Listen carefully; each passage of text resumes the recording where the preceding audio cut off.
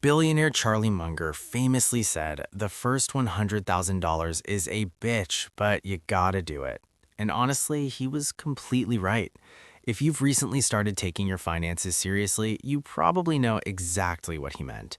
You cut your budget, you start cooking at home, you invest $500 a month, and after a year of agonizing discipline, you look at your account and you have something like $6,500.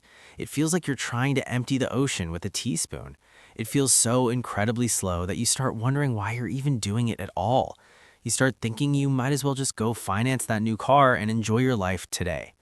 But before you do something stupid, you need to understand the math. Getting to $100,000 isn't just a random financial goal. It is the mathematical tipping point of your entire life. It is the exact moment where the financial gravity flips, and instead of pulling you down, it starts pulling you up. My name is Nick, and I spend way too much time studying the mechanics of wealth. Today, we're going to talk about exactly why that first 100K is so brutally hard to save, the insane math of what happens after you hit it, and how you can get there twice as fast.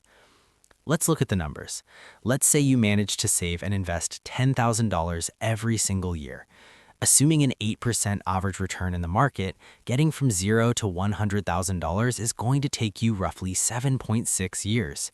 Think about that. That is nearly 8 years of packing your lunch, driving an older car, passing on expensive vacations, and strictly watching your budget. It requires a monumental amount of human effort and delayed gratification because your money isn't doing the heavy lifting yet. You are doing all the work. When you have $10,000 invested, an 8% return only makes you $800 for the whole year. It feels like pennies. But here is where the math gets crazy. Let's say you just keep your head down and keep saving that exact same $10,000 a year. Getting from $100,000 to $200,000 doesn't take another 7.6 years. It takes about 5 years. Getting from $200,000 to $300,000 takes just 3.8 years. From $300,000 to $400,000 takes 2.9 years. And going from $900,000 to your first $1,000,000, that takes less than a year and a half. You are putting in the exact same amount of effort. You are still just saving $10,000 a year, but the timeline is shrinking aggressively. Why does this happen? Because at $100,000, your money finally starts making serious money. An 8% return on $100,000 is $8,000 a year. That means your investments are now generating almost as much money as you are contributing.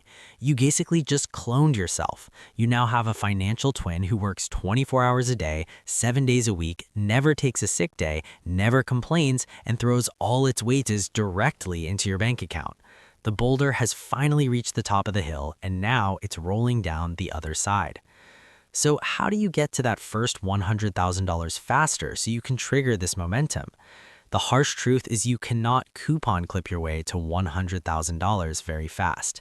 Yes, you need to cut out the done spending we always talk about. You have to stop financing new cars, cancel the overpriced subscriptions, and stop dropping $20 on fast food meals. But there is a mathematical limit to how much you can cut. There is no limit to how much you can earn. To speed run your first 100K, you have to aggressively focus on the income side of the equation. That means job hopping every 2 to 3 years instead of sticking around waiting for a pathetic 3% annual raise from a company that would replace you in a week.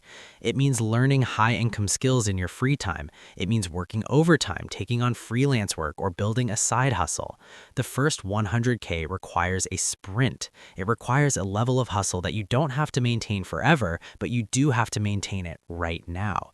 But the absolute most important part of getting there faster is fighting off lifestyle creep. This is what kills most people's chances of ever building wealth. When you get that new job or you land that $15,000 raise, your brain immediately wants to upgrade your life. You think you deserve a bigger apartment. You want to trade in that paid-off car for something that smells new.